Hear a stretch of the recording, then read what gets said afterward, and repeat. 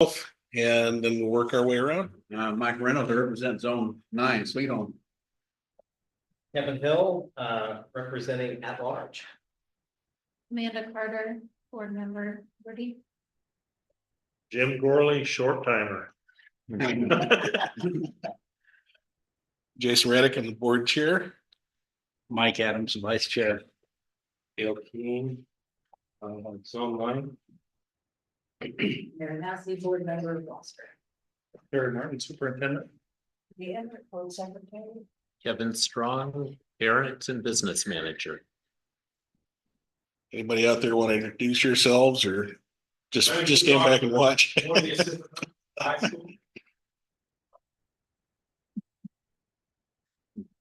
So good, well, personal technology in the district. Oscar Arwood, facilities director. At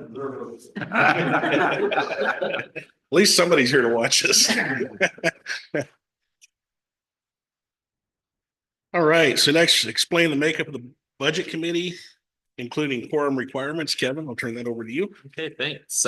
We currently have, between our 9 board members, we also have 3 appointed citizens for a total of 12. And so according to what the OSBA is, we need to conduct business 7, so that we need to approve the budget or make 7 the number that we have. Okay. Any questions for Kevin on that? Pretty straightforward. Okay, next we have to elect a chair for the budget committee and a secretary for the budget committee. So I'll open it up to any nominations.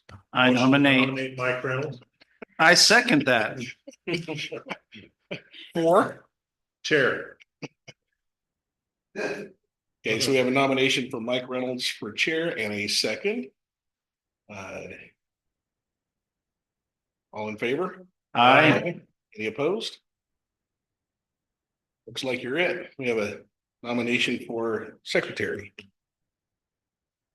I nominate Kevin Hill for secretary.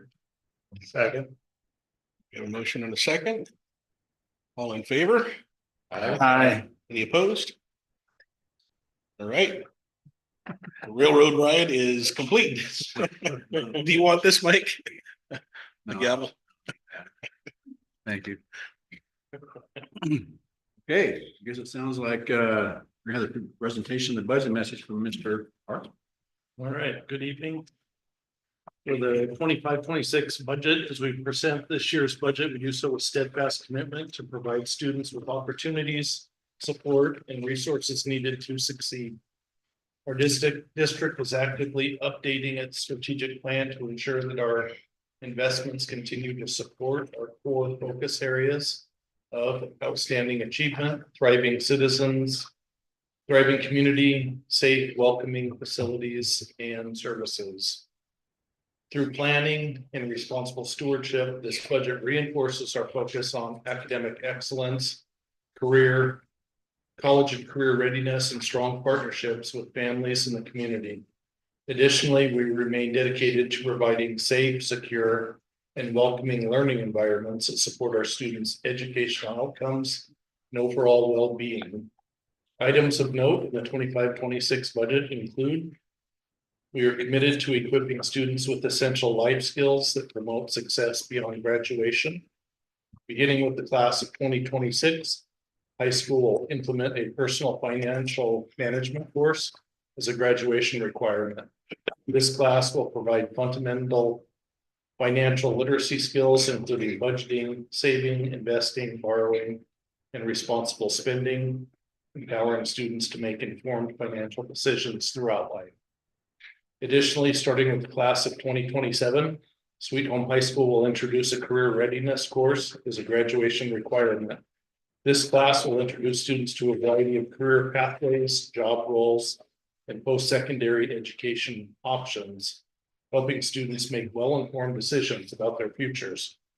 By integrating these courses into the curriculum, Sweet Home High School is ensuring that students graduate with the knowledge and skills necessary for financial independence and career success.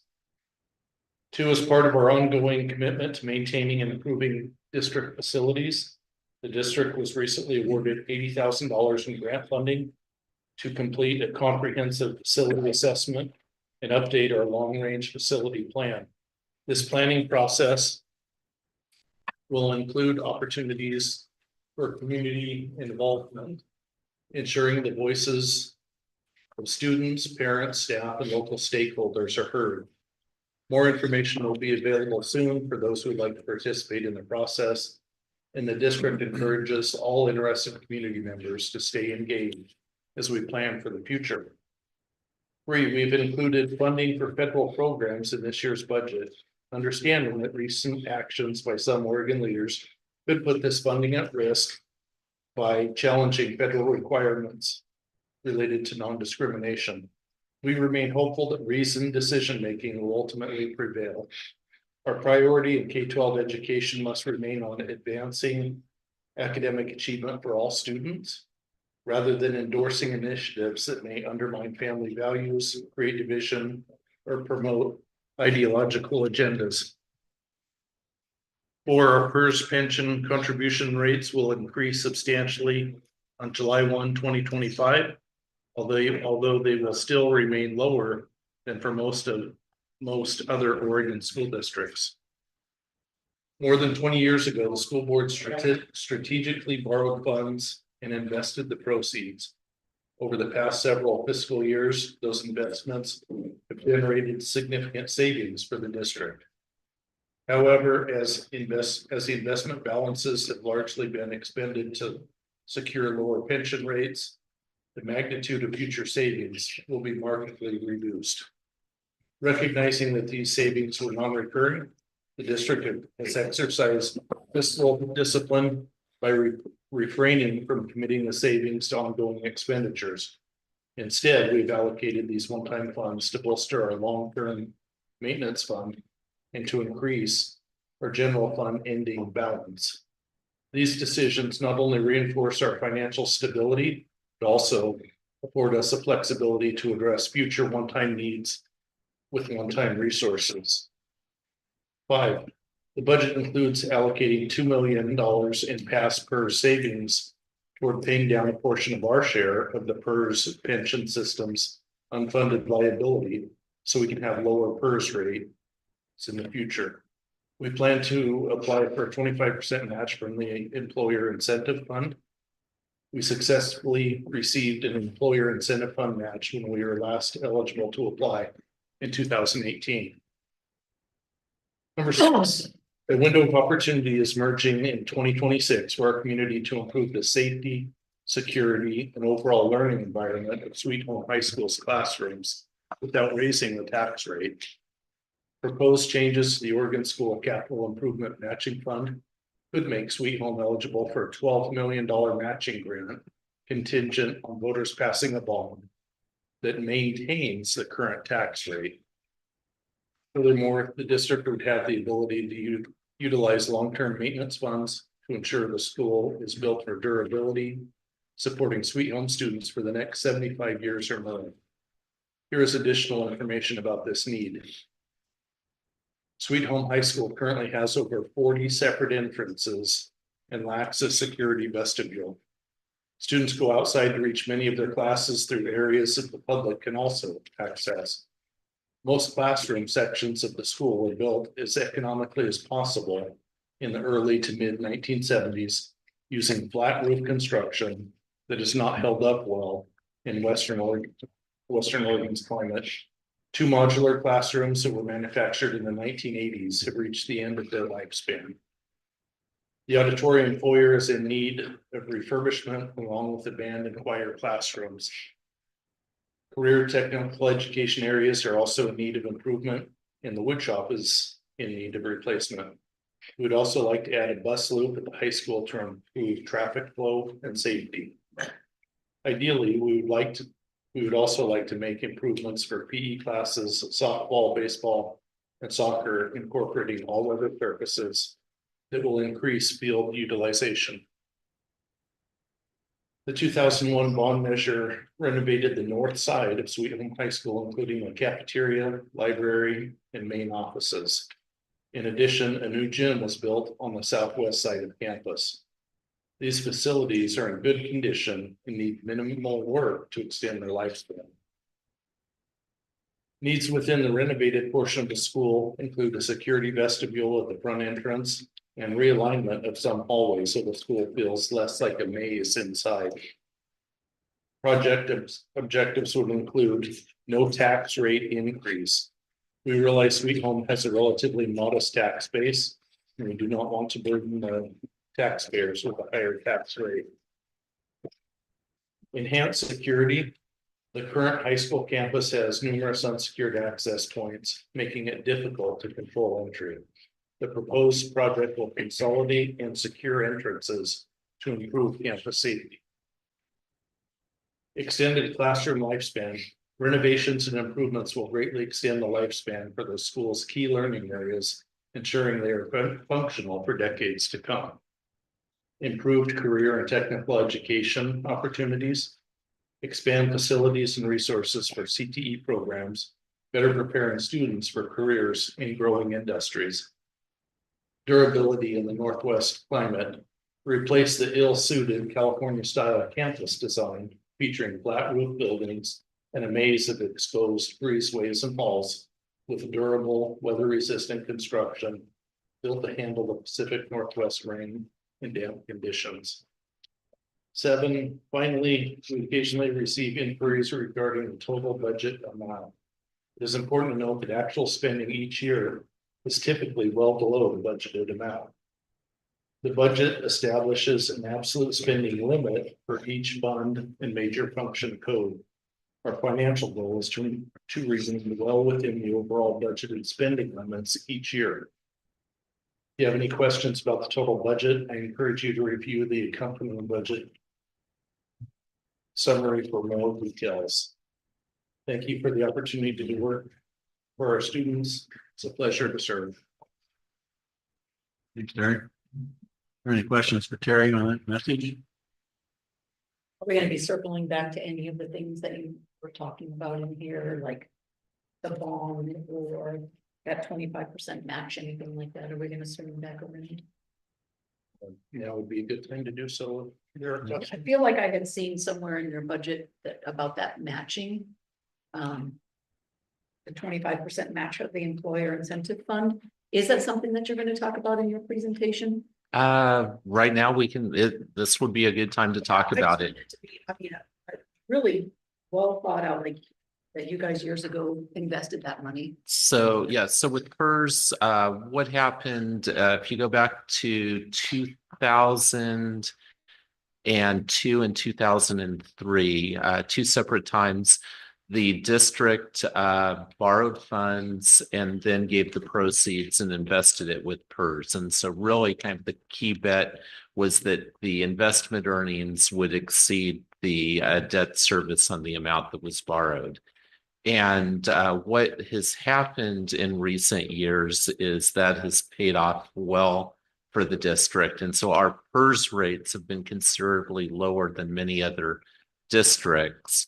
And so realizing though that that was kind of one-time savings, we haven't wanted to commit it to ongoing expenditures. If you actually read some of the articles that are included in here, you'll read about districts that have done that and some of the trouble that has resulted because of that.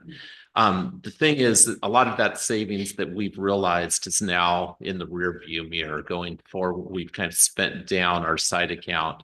And so we're not going to realize as much savings going forward. PERS every now and then does, this would be the second time that they've done it, where they're trying to encourage employers to contribute money to help pay down their share of the unfunded liability. And another window is opening up in July. We took advantage last time several years ago and did this. And what PERS does is for any contribution you make, they match 25% of it. And so, for example, if you contributed $1 million towards paying down your liability, PERS would then match 25,250,000. And so what's nice as an employer, it's not often you immediately percent, stock market today, it was up nowhere near 5%. With the employer incentive fund, it's kind of like on day one, getting that 25% match. And so the budget includes taking some of the savings that we've generated in the past and using that then to contribute to PERS, provided we get that match. And there will be other employers also competing for those funds. And so they will come, and it's kind of first come, first serve when you apply on July 1st. And so we don't know yet how many others will also be applying and where we will. But if we were to get that, we're proposing taking $2 million, which then with the match would be getting $2.5 million in return, which would benefit us in years to come with lower PERS rates. It's free money, basically. The match is free money. Yes, it's this. I shouldn't say it's free. It's free money to us as the district. It's money the state though budgeted to encourage employers to try to pay down their unfunded liability. So it's not free money. It is taxpayer money, but it's state money rather than our money. Bad choice of words. Well, it's nothing that's No, free. nothing. But for the district, it would be an immediate 25% return on what we would contribute. Thank you. And it's pretty neat that we can get a matching bond for 12 million. And yeah, Yeah, and that's still in the works. There's a proposal right now. We would get, as it is now, 6 million, but there is a proposal to change the formula that would open up a window of opportunity where we could get 12 million. And so really what we're trying to do is, we recognize Sweet Home has a very modest tax base and we don't want to burden the taxpayers. In fact, I have a quote on my whiteboard from Jason Reddick from, I think, about 10 years ago that's still on my whiteboard that talks about not burdening the taxpayers. And so we recognize that, and that's our main objective. But when a window of opportunity comes available to make significant improvements that could benefit kids for decades to come without burdening the taxpayers with a higher tax rate, it's definitely something that we want to look into. and we're looking into that next year, 2026. There would be, especially if that match could go up to 12 million, we're in a position where we could take advantage of that in either the May or November 2026 election. That would be up to the board. Who's proposing to change that, Kevin? There's Is it a House bill or is it the agency? It's an agency. Yeah, there's actually a subcommittee. So, yeah. Curious. Yeah, the way it's currently set up, the largest districts can get up to 12 million, and it doesn't take into the size of the match, doesn't take anything else really into consideration besides the overall enrollment of the district. The proposal would look at assessed value per student and also at district poverty rates. And so given Sweet Home's demographics, we have relatively low assessed value per student, and we have relatively high poverty, which would result in us then being able to be at the max for what, plus and also there's also a priority list, and it would also look at those factors. And based on those factors, we would be at near the top of the list if the change is implemented. And we'll keep you updated if that occurs. So that'd be in 2026 on the ballot. That, yeah, if everything were to fall into place in 2026. Is there 2 bites of the apple?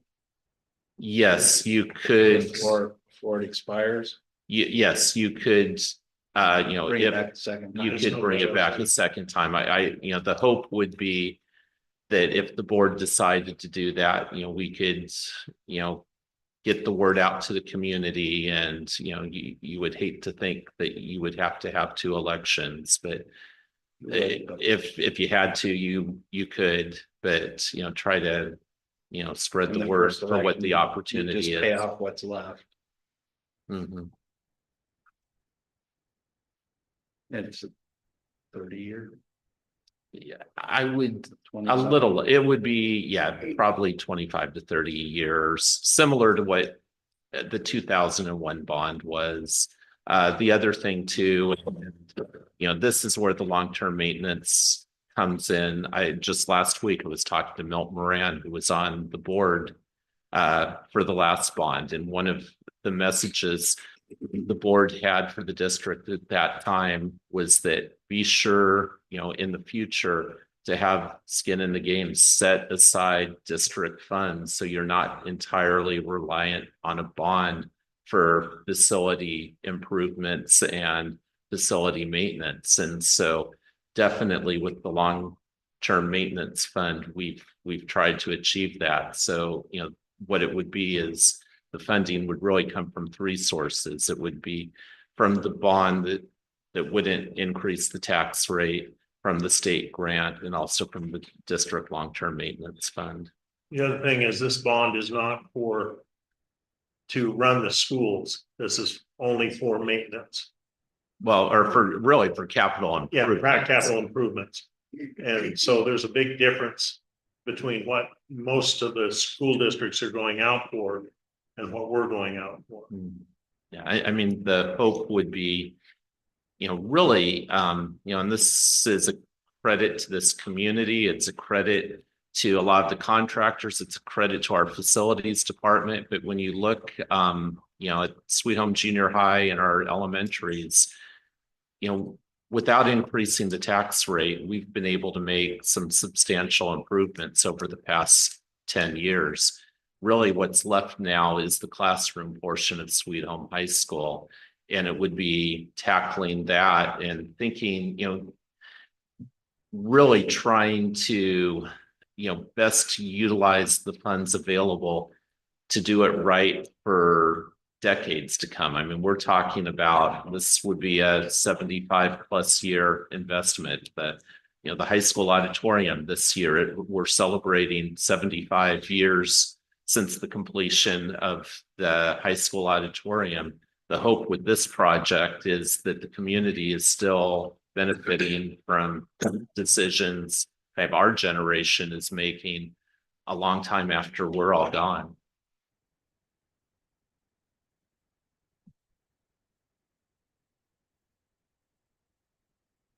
And then that 80,000, this is all really good news. Mm. This $80,000 grant that you mentioned in number 2, is that gonna be used for like the facility of the high school? It's completely for two related but separate things. Half of it is for a facility assessment where we hire, the state has a list of approved contractors to conduct a facility assessment of our schools to just identify different needs. The other half is to update our current long-range facility plan. And for that, the hope would be that we have board members, possibly budget committee members, community members, staff members, students, all involved in it. That would involve, you know, sometimes it's good to get out and tour other facilities to get ideas to see, you know, these are things that, you know, we would like as we plan for the future. These are things we dislike, but also to look at our current facilities too, to kind of better understand what our needs are. It's a 20-year plan. It's likely in that range. What I would say is realistically, when it comes to Sweet Home High School, this is a 75+ year plan. I'd like to think. No, I meant the long-term facilities plan is probably looking out. It's looking at the needs over the next 10 to 20 years, but definitely to also keeping in mind, you know, what are the things we could do?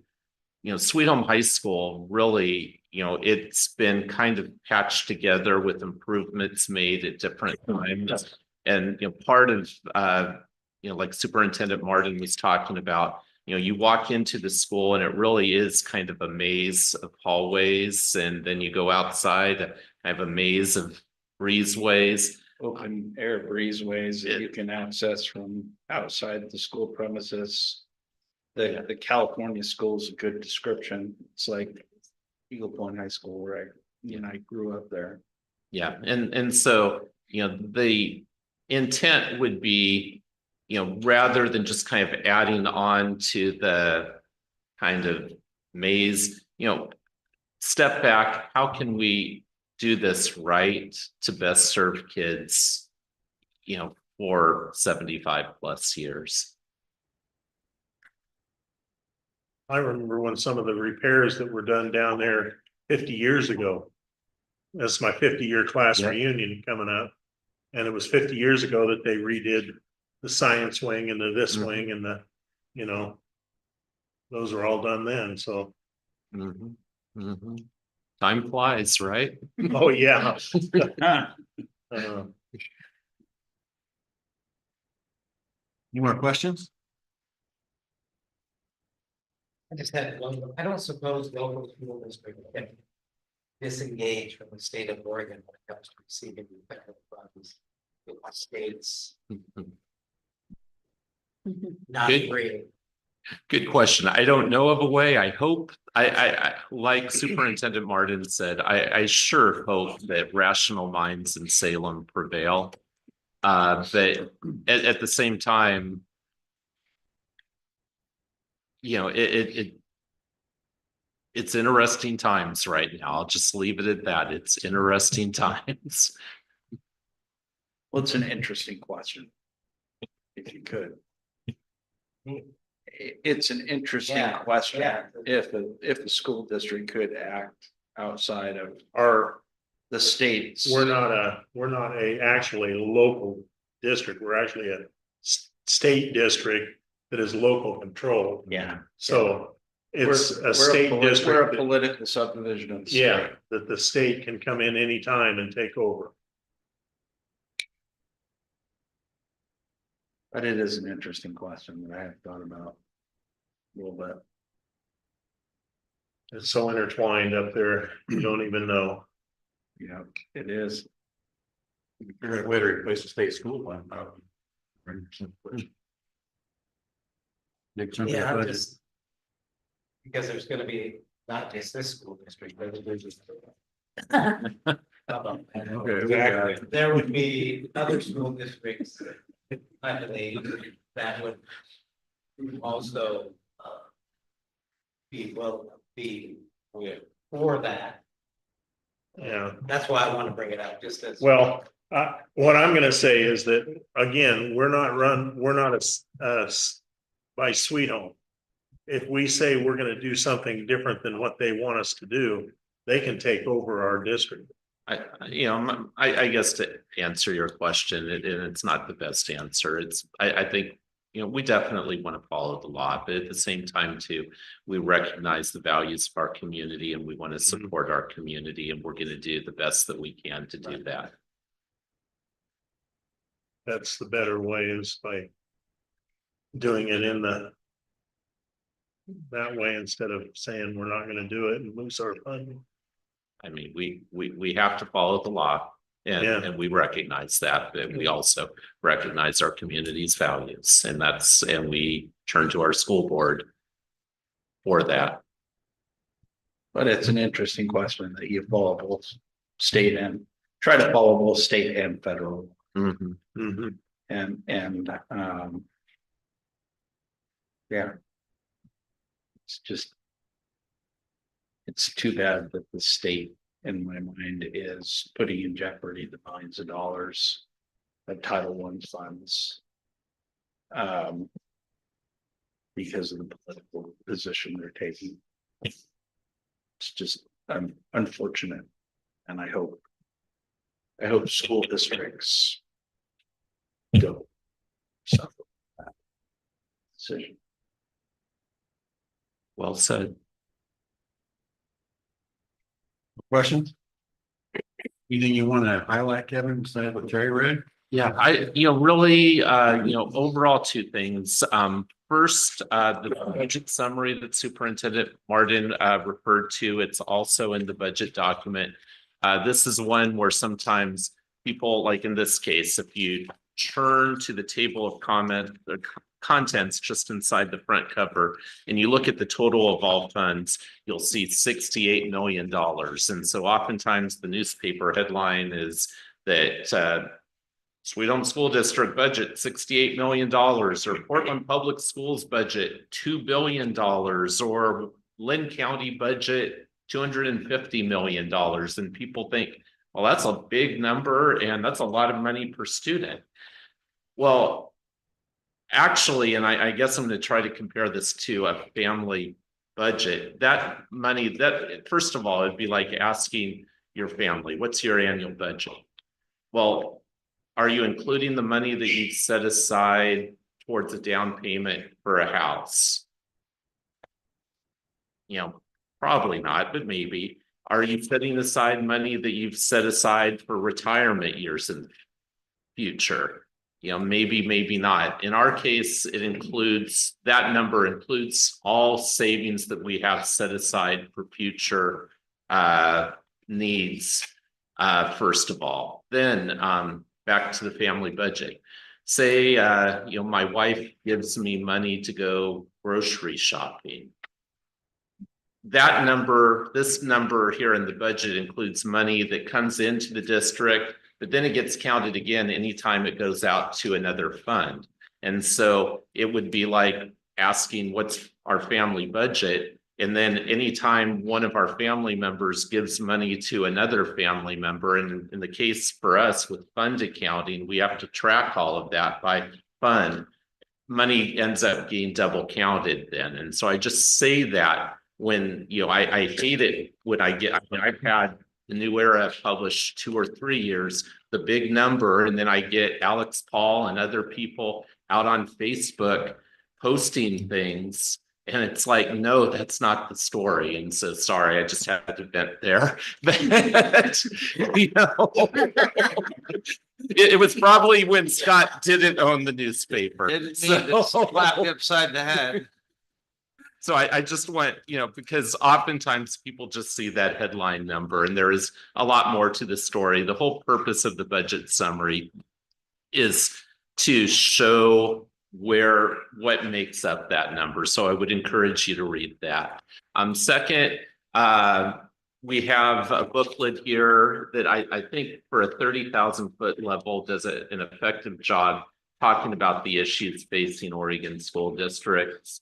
And this is something as a board member and as a budget committee member, definitely be aware issues that are impacting other school districts either are impacting us here or very likely could in the future. We've tried to plan and be prepared for PERS, but one of those issues for us in the future right now is declining birth rates and also people choosing other options for education. A lot of school districts are seeing declining enrollment. And each year for us, oftentimes our outgoing senior class is now larger than our incoming kindergarten class. And so that's something that we need to be aware of because we get paid per student. And as we need to be, we did well as a district. We bounced back strong enrollment wise after COVID, but now, we are seeing year to year decline. So that's something just to be aware of. Beyond that, lots of other issues too facing Oregon schools. So I would encourage you to read that. But, the good thing right now for this year, at least, we're in good shape. Was there any questions that got sent to you ahead of time? No. Any other questions? Comments? Thoughts?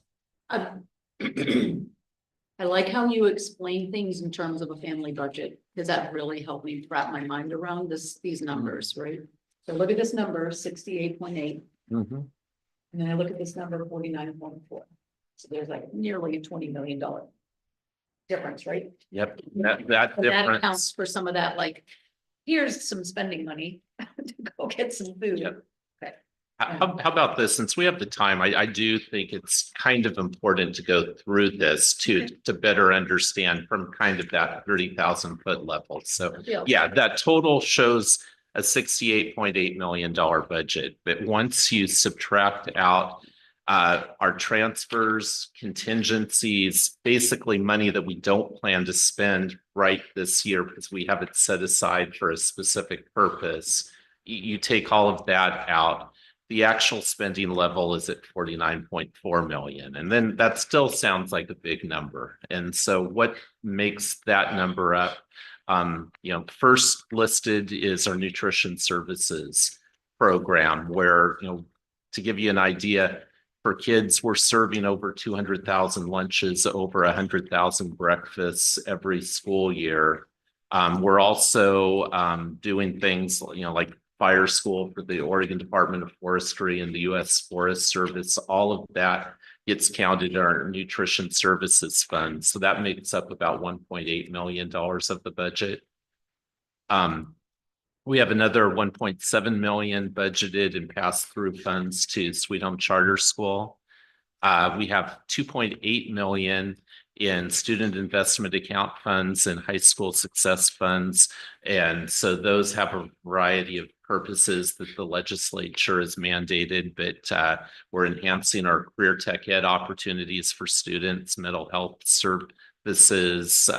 We're also reducing class sizes and really trying to help better support students with those funds. We have 800,000 budgeted as a placeholder in case the district is awarded additional grants between now and the end of the next fiscal year. So that it's budgeted, but if we don't get the funds, we won't spend it like that. We have another 1.6 million in student activity funds that's set aside for specific uses by student organizations. That number, like one time there was script, I think it was involving Safeway. And so the number got inflated because it showed, like, for dollars, we would net just a small percentage, but we had to show the revenues and the expenditures. So that number seems like a big number, but we're just planning for things like that again. So we have enough money budgeted. We have $500,000 budgeted for operations and maintenance costs for the swimming pool, 2.1 million for debt service on the district's outstanding general obligation bonds, 2.4 million for debt service on the district's first pension bonds, 2.3 million for student transportation, 300,000 budgeted for potential bus replacements. We may not spend that, and if so, that money just then rolls over until to the following year. 2 million budgeted as a one-time payment to PERS to reduce the district's PERS unfunded liability that we talked about earlier. 1.8 million allocated through federal grant programs for designated funding purposes. This includes IDEA and Title I. And then that leaves us with 29.3 million net of the ending fund balance, swim pool and student transportation operating costs for the general fund, which supports our day-to-day operations. So that's kind of the reconciliation that gets you from that 68.8 million down to the 29.3. And kind of like Superintendent Martin mentioned earlier, the budget reflects a spending limit, and our financial goal each year is to stay well within the overall budgeted spending limit. So, with that said, our goal is not even to spend that much. So I know we get, you can help me understand this. Let's just say, for an example, every student gets $5,000, make it an even number, right? From the state. Some of these things, like the 1.6 million activity, is that coming from that 5,000, or is that an additional grant that we got? Separate. Often that really the activity fund, that's where like the dance team does a fundraiser and it runs through the district books, different various clubs, various sports teams raising money. like that. So these are things that are not state supported. These are things where it oftentimes involves fundraising, and that money also includes funds that they have in savings for future things in Donations. Private donations. true, Yeah. yes. Any of that. Okay, thank you, I got it. So it's not just a big check from the state, it's a No. check from the state plus a lot of other resources come to make the budget. Right, yeah, I mean, I would say too, I mean, this year, and this is one of those things that, you know, could be a concern in the future if either of two things happen. One, if interest rates drop, or if the district's savings, if we spend it down, we won't have as much to earn interest on, but we're on track this year to earn over $1 million in interest, which certainly helps helps balance our budget, while a lot of districts are, you know, having to make some pretty drastic cuts this year. But with that said, we need to realize too that, you know, especially watching enrollment trends, you know, if we don't adjust staffing to match our enrollment, you know, we could be facing some of the challenges other districts are facing.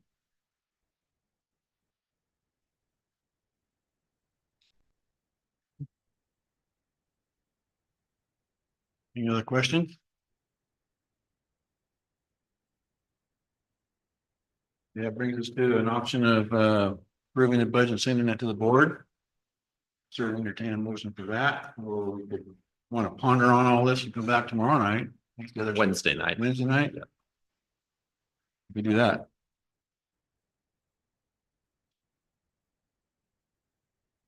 I move that we approve the budget as presented. I'll second that. Yeah, you have a motion and a second. Is there any more? I will. Jason? Not the chair, he's. I can actually second this one. Not used I was to getting hearing ready to. You're sitting right across from me. So any more discussion on this? Right, all So in the favor? motion is to have it sent to the school board? Yes, next month, right, next month. June, for adoption. Any other discussion or questions?